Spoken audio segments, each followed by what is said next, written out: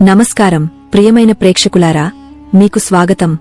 ఈరోజు మనం గరుడ పురాణంలోని ధర్మకాండ భాగంలో ప్రేతకల్పం గురించి మాట్లాడబోతున్నాం.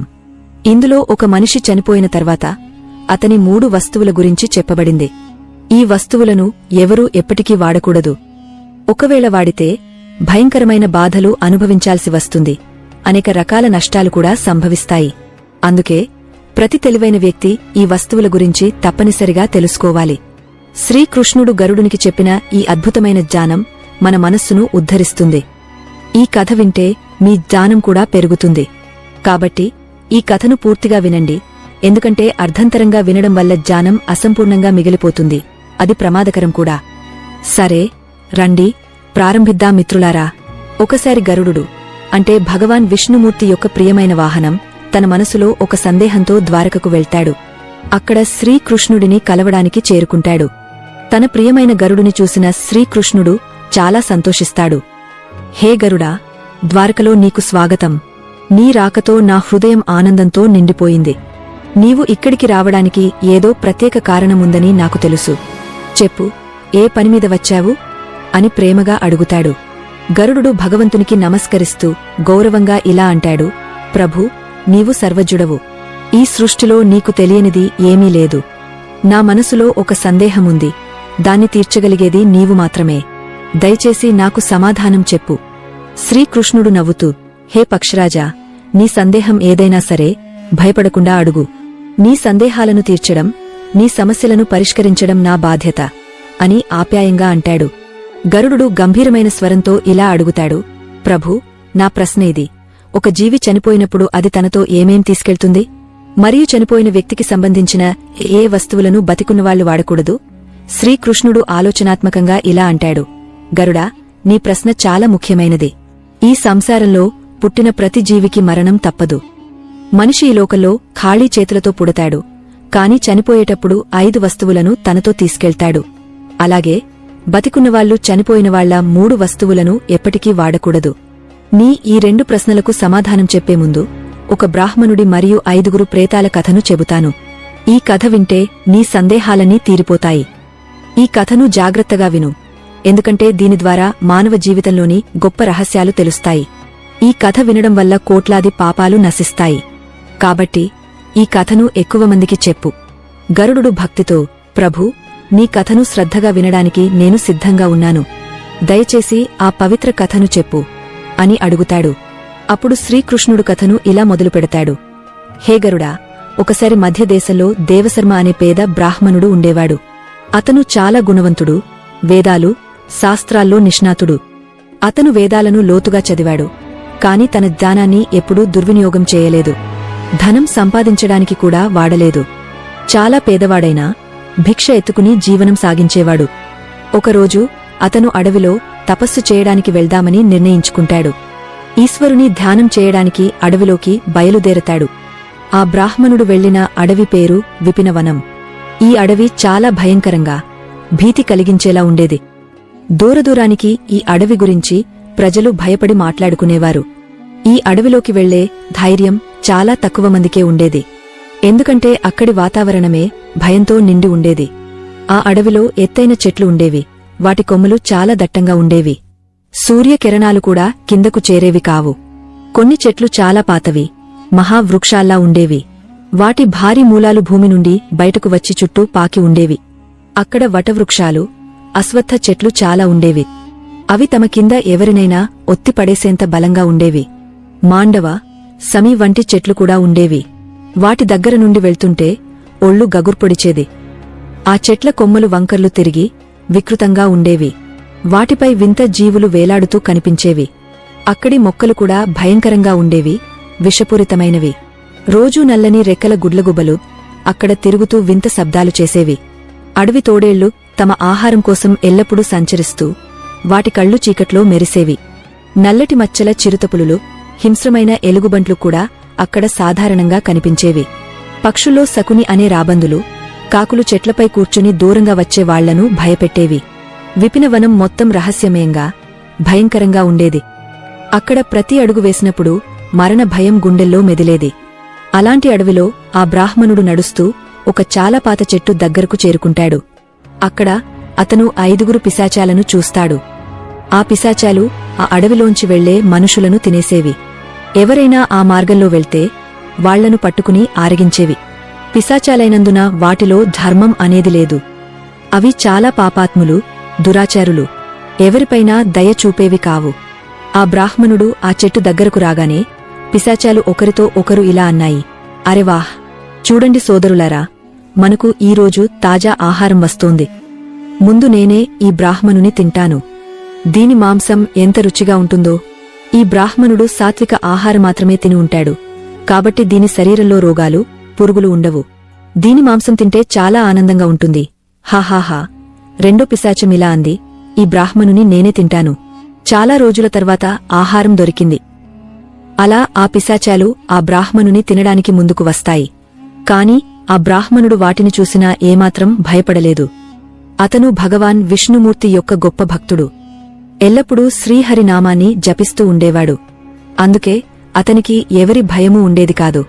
పిశాచాలను చూసినా అతను భయపడకుండా వాటివైపు చూసి నమస్కరిస్తాడు మరియు ఇలా అంటాడు, హే పిశాచాలారా, మీకు నమస్కారం. ఆ బ్రాహ్మణుడి వింత ప్రవర్తన చూసి పిశాచాలు ఆశ్చర్యపోతాయి. విష్ణు భక్తుడైన ఆ బ్రాహ్మణుడి సాంగత్యంలో వాటి లోపలి దుష్టత్వం కరిగిపోతుంది. ఆ పిశాచాలు ఆశ్చర్యంగా ఆ బ్రాహ్మణుని వైపు చూస్తూ ఇలా అంటాయి, హే మహాత్మా, నీవు ఎవరు? ఈ అడవిలో ఒంటరిగా ఎందుకు తిరుగుతున్నావు? మమ్మల్ని చూసినా నీకు ఏమాత్రం భయం లేదు. గొప్ప శూరవీరులు కూడా మమ్మల్ని చూస్తే వణుకుతూ పారిపోతారు. కాని నీ మనసులో భయం లేదు. నీ దగ్గరకు వచ్చిన తర్వాత మా ఆకలి కూడా పోయింది.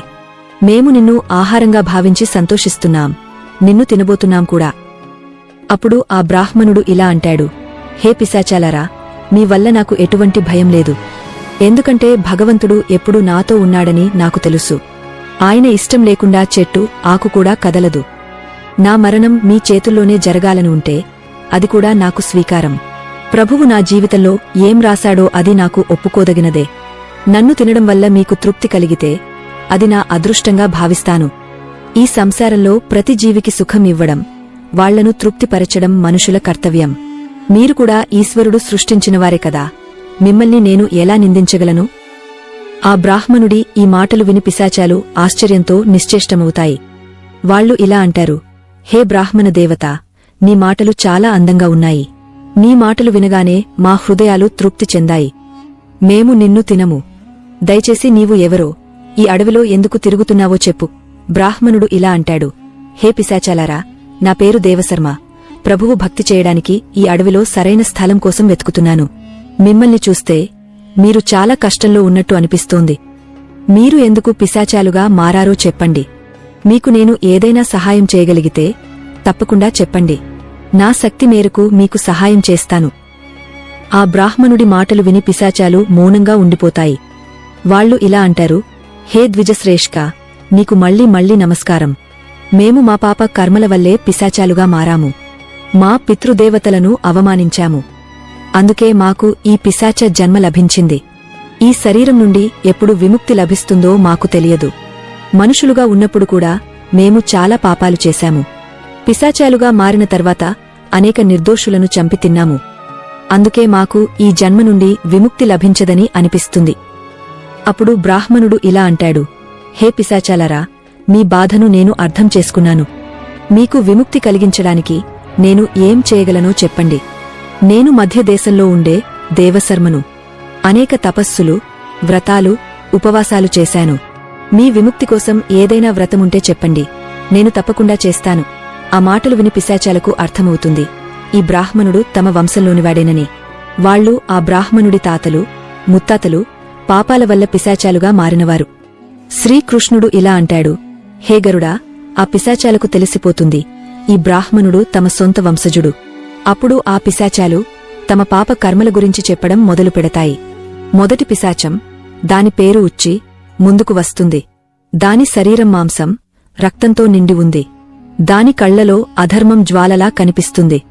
అది వణుకుతూ బ్రాహ్మణునితో ఇలా అంటుంది, నా పేరు ఉచ్చి. ఎందుకంటే నేను ఎప్పుడు ఇతరులు మిగిల్చిన ఆహారం, జూటం తినేవాడిని. నా మునుపటి జన్మలో నేను బృహస్పతి అనే బ్రాహ్మణుడిని, నీకు 5 తరాల ముందు పూర్వీకుడిని. ఒకప్పుడు నేను చాలా విద్వాంసుడిని, గౌరవనీయుడిని. యజ్ఞాలు, అనుష్ఠానాలు చేసేవాడిని. కాని క్రమంగా నాలో లోభం పెరిగింది. ఇతరులు వదిలేసిన ఆహారం తినడం అలవాటైంది. జూటన్ ఆహారంలో నాకు రుచి కనిపించసాగింది.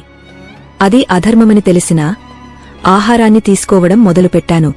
ఒకరోజు పవిత్ర యజ్ఞం తర్వాత మిగిలిన ఉచ్చి ఆహారం తిన్నాను. ఆహారంలో విషముండడంతో అప్పటికప్పుడు చనిపోయాను. ఇప్పుడు పిశాచంగా ఉచ్చి ఆహారం తింటూ ఈ శాపంతో బతుకుతున్నాను. రెండో పిశాచం, దాని పేరు నగ్నాంగా, ముందుకు వస్తుంది. దాని శరీరం పూర్తిగా నగ్నంగా ఉంది, ఎముకలు కనిపిస్తున్నాయి. అది బ్రాహ్మణుని వైపు చూస్తూ ఇలా అంటుంది, నా పేరు నగ్నాంగా, ఎందుకంటే నేను ఎప్పుడు బట్టలు లేకుండా స్నానం చేసేవాడిని. నా మునుపటి జన్మలో నేను శరశ్చంద్ర అనే బ్రాహ్మణుడిని, నీకు 6 తరాల ముందు పూర్వీకుడిని. నేను బ్రాహ్మణ కులంలో పుట్టాను. జానం, తపస్సు శక్తి నాకు ఉండేవి. కాని నా శరీరంపై అహంకారం పెరిగింది. స్నానం చేసేటప్పుడు నగ్నంగా ఉండడంలో నాకు ఆనందం కలిగేది. సమాజ నియమాలను అవమానించాను. నాకు అది సహజంగా అనిపించేది. కాని అది అధర్మం. ఒకరోజు ఊరి చెరువులో నగ్నంగా స్నానం చేస్తుండగా జలదేవత నన్ను శపించింది, నా అహంకారం వల్ల పిశాచ జన్మ పొందుతానని. ఆ చెరువులోనే మునిగ చనిపోయాను. ఇప్పుడు పిశాచంగా నా శరీరం ఎప్పుడూ నగ్నంగా ఉంటుంది. నా బ్రాహ్మణ ధర్మాన్ని అవమానించిన శిక్ష ఇది. మూడో పిశాచం, దాని పేరు శవవస్త్ర. దాని శరీరంపై చనిపోయినవాళ్ల చిరిగిన బట్టలు చుట్టుకుని ఉంది. దాని గొంతులో బాధ కనిపిస్తుంది. అది ఇలా అంటుంది, నేను ఈ జన్మలో ఉన్నాను ఎందుకంటే నేను ఎప్పుడు చనిపోయినవాళ్ల బట్టలు దొంగిలించేవాడిని. నా మునుపటి జన్మలో నా పేరు అచ్యుతానంద, నీ పూర్వీకుడిని. గౌరవనీయ బ్రాహ్మణ కుటుంబంలో పుట్టాను. కాని నాలో లోభం పెరిగింది. శ్మశానంలోకి వెళ్లి చనిపోయినవాళ్ల బట్టలు దొంగిలించి అమ్మేవాడిని. వాళ్ల బట్టలు వేసుకుంటే నాకు సుఖంగా అనిపించేది. ఈ అధర్మాన్ని చూసిన దేవతలు నన్ను శపించారు. శ్మశానంలోనే చనిపోతానని, పిశాచంగా శవాల బట్టలు వేసుకుంటానని. శ్మశానంలో ఒక భయంకర పిశాచం నన్ను చంపింది. ఇప్పుడు శవాల బట్టలు వేసుకునే శాపంతో బతుకుతున్నాను. నాల్గో పిశాచం, దాని పేరు అశౌచ. దాని ఉనికి చాలా మురికిగా, దుర్వాసనతో ఉంది. బ్రాహ్మణుడికి ఊపిరి తీసుకోవడం కష్టమైంది. అశౌచ ఇలా అంటుంది, నా పేరు అశౌచ ఎందుకంటే నేను ఎప్పుడూ అపవిత్రమైన మురికి వస్తువుల్లో మునిగ ఉండేవాడిని. నా మునుపటి జన్మలో నేను ధర్మరాజ్ అనే బ్రాహ్మణుడిని, నీ పూర్వీకుడిని. నా జీవితంలో శుద్ధతకు స్థానం లేదు. బ్రాహ్మణుడైనా అపవిత్రంగా జీవించాను. శరీరం, మనసు శుద్ధిగా ఉంచుకోలేదు. మురికి బట్టలు వేసుకుని అపవిత్ర ప్రదేశాల్లో ఉండేవాడిని. స్నానం చేసేవాడిని కాదు. ఇది అధర్మమని తెలిసినా ధర్మ నియమాలు పాటించలేదు. ఈ పాపం వల్ల దేవతలు నన్ను శపించారు. అశుద్ధంలో మునిగ పిశాచ జన్మలో తిరుగుతానని. ఒక మురికి చెరువులో మునిగ చనిపోయాను. ఇప్పుడు ఈ పిశాచ జన్మలో అపవిత్రంతో చుట్టుముట్టబడి ఉన్నాను. ఐదో పిశాచం, దాని పేరు క్రవ్యద్. దాని ముఖం రక్తంతో తడిసి చేతుల్లో మాంసం ముక్కలతో ఉంది. అది భయంకరంగా నవ్వుతూ బ్రాహ్మణునితో ఇలా అంటుంది, నేను క్రవ్యద్ని, ఎందుకంటే నేను మాంసం, రక్తం పిచ్చితో ఉండేవాడిని. నా మునుపటి జన్మలో నేను సోమదేవ్ అనే బ్రాహ్మణుడిని, నీ పూర్వీకుడిని. బ్రాహ్మణుడైన హింస, క్రూరత్వం నా జీవితంగా మారాయి. మాంసాహారం, హత్యల్లో ఆనందం పొందేవాడిని. అనేక నిర్దోష జీవుల రక్తం చిందించి వాటి మాంసం తిన్నాను. కుటుంబం, సమాజ మర్యాదలను ఉల్లంఘించాను. ఈ అధర్మం వల్ల ఒక మాంస భోజనంలో ఆవు మాంసం తిన్నప్పుడు చనిపోయాను. దేవతలు నన్ను శపించారు. పిశాచ జన్మలో రక్తం, మాంసం లోభిగా ఉంటానని. ఇప్పుడు ఈ క్రవ్యద్ రూపంలో ఉన్నాను. అలా ఆ పిశాచాలు ఇలా అంటాయి, హే వత్సా, మేము ఎప్పుడు ఉచ్చి వస్త్రాలు వేసుకునేవాళ్లం. మురికి, మైల బట్టలతో ఆహారం, పూజలు చేసేవాళ్లం. ఎప్పుడూ ఉచ్చి ఆహారమే తినేవాళ్లం. అందుకే మాకు ఈ దుర్గతి పట్టింది. బట్టలు లేకుండా స్నానం చేసేవాళ్లం. దీనివల్ల మా పితృదేవతలు మాపై కోపంతో ఉన్నారు. పితృదేవతలకు ఆహారం అర్పించలేదు. అందుకే మరణం తర్వాత ప్రేతాలుగా మారాము. అప్పుడు ఆ పిశాచాలు ఇలా అంటాయి, హే వత్సా, నీవు మా వంశంలోనివాడివి. ఈశ్వరుడి కృప వల్ల నిన్ను మా దగ్గరకు పంపాడు. ఇప్పుడు మాకు నమ్మకం కలిగింది, నీవు మమ్మల్ని తప్పకుండా విముక్తి చేస్తావని. హే వత్సా, ఇప్పుడు వెళ్లి మా విముక్తి కోసం ఉపాయం చేయి. తన పూర్వీకుల ఈ దయనీయ స్థితిని చూసి ఆ బ్రాహ్మణుడు చాలా బాధపడతాడు. ప్రతి మనిషి తన పితృదేవతలను విముక్తి చేయడం కర్తవ్యం అని ఆలోచిస్తాడు. ఆ పిశాచాలకు వాగ్దానం చేస్తూ, హే పితామహులారా, మీ విముక్తి కోసం నేను తప్పకుండా ఏదో ఒక ఉపాయం చేస్తాను అని చెప్పి బయలుదేరతాడు. అతను ముని అగస్త్యుని దగ్గరకు వెళ్తాడు. పితృదేవతల విముక్తి కోసం ఏం చేయాలో అడుగుతాడు. ముని అగస్త్యుడు అతనికి తర్పణం, శ్రాద్ధం, పిండదానం, దాన ధర్మాల గురించి వివరిస్తాడు. ఆ బ్రాహ్మణుడు ఒక పవిత్ర నది ఒడ్డుకు వెళ్తాడు. అక్కడ ముని అగస్త్యుడు చెప్పిన ప్రకారం తన పూర్వీకుల కోసం ఆ కార్యాలను చేస్తాడు. మొదట నది యొక్క పవిత్ర జలంతో తర్పణం చేస్తాడు. తర్వాత నదీ తీరంలో కూర్చుని పిండదానం చేస్తాడు. తనకు సాధ్యమైనంత వరకు దాన ధర్మాలు చేస్తాడు. ఆ బ్రాహ్మణుడు చేసిన తర్పణం, దాన ధర్మాల వల్ల 5 పిశాచాలు విముక్తి పొందుతాయి.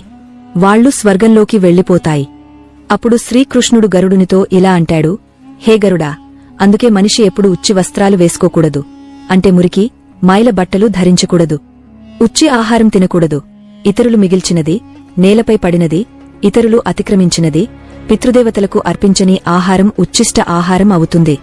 హే గరుడా, ఇప్పుడు చనిపోయిన వ్యక్తి యొక్క ఆ 3 వస్తువుల గురించి చెబుతాను. వాటిని బతికున్నవాళ్లు ఎప్పటికీ వాడకూడదు. జాగ్రత్తగా విను. మనిషి ఈ సంసారంలో పుట్టి భౌతిక సుఖాల మోహంలో పడతాడు. మరణం తర్వాత కూడా ఆ వస్తువుల పట్ల మోహం వదలడు. ఒక వ్యక్తి భౌతిక వస్తువుల మోహాన్ని వదిలి పూర్తిగా ఈశ్వరునికి ఆత్మసమర్పణ చేయకపోతే వివిధ జన్మలు ఎత్తుతూ ఈ భూమిపైనే తిరుగుతాడు. కొన్నిసార్లు ఆ మోహం అంతగా ఉంటుంది, మరణం తర్వాత కూడా ఈ భూలోకంలోనే సంచరిస్తాడు. అంటే ప్రేత జన్మ ఎత్తుతాడు. ఒకవేళ ఎవరికైనా అకాల మరణం సంభవిస్తే వాళ్లు కూడా ప్రేత జన్మలోకి వెళతారు. ప్రేతంగా మారి తమ కుటుంబ సభ్యులనే బాధపెడతారు. చాలామంది తమ చనిపోయిన బంధువుల వస్తువులను జ్ఞాపకంగా దగ్గర ఉంచుకుంటారు లేదా వాడుతారు. కాని కొన్ని వస్తువులను ఎప్పటికీ వాడకూడదు. ఎందుకంటే ఆ వస్తువులతో చనిపోయిన వ్యక్తి యొక్క శక్తి జోడించబడి ఉంటుంది. ఆ వస్తువుల పట్ల అతని మోహం చాలా ఎక్కువగా ఉంటుంది కాబట్టి మరణం తర్వాత కూడా ఆ వస్తువులతో అతను అనుబంధం పెట్టుకుంటాడు. ఒకవేళ ఎవరైనా ఆ వస్తువులను వాడితే అనేక ఇబ్బందులు ఎదుర్కోవాల్సి వస్తుంది. ఆ చనిపోయిన ఆత్మ వాళ్లను రకరకాలుగా బాధపెడుతుంది. అందుకే చనిపోయిన వ్యక్తి యొక్క వస్తువులను ఎవరూ వాడకూడదు. ఆ వస్తువులను జాగ్రత్తగా ఇంట్లో ఉంచుకోవచ్చు లేదా నదిలో ప్రవహింపజేయవచ్చు. కాని వాడటం మాత్రం తప్పు.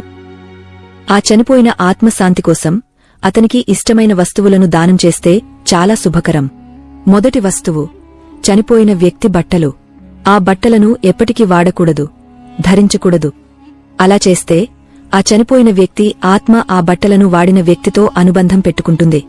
ఆ వ్యక్తిని ఆ జ్ఞాపకాలు వెంటాడతాయి. దీనివల్ల ఆ వ్యక్తి మానసికంగా, శారీరకంగా బలహీనపడతాడు. చనిపోయిన వ్యక్తి శక్తి ఆ వ్యక్తికి అనుభవమవుతుంది. అందుకే ఆ బట్టలను ఎప్పుడూ ధరించకూడదు. వాటిని దానం చేయడం ద్వారా ఆత్మకు శాంతి లభిస్తుంది. రెండో వస్తువు, చనిపోయిన వ్యక్తి ఆభరణాలు. ఆభరణాలు కూడా ఆ వ్యక్తి శక్తి యొక్క మూలాలు. బట్టల కంటే ఆభరణాల పట్ల ఆ వ్యక్తి మోహం ఎక్కువగా ఉంటుంది. ఎందుకంటే ప్రతి మనిషి తనను తాను అందంగా చూపించుకోవడానికి ఆభరణాలు ధరిస్తాడు. కాని అతను చనిపోయిన తర్వాత ఆభరణాలను మరొకరు ధరిస్తే ఆ చనిపోయిన ఆత్మ అసౌకర్యంగా ఫీలవుతుంది.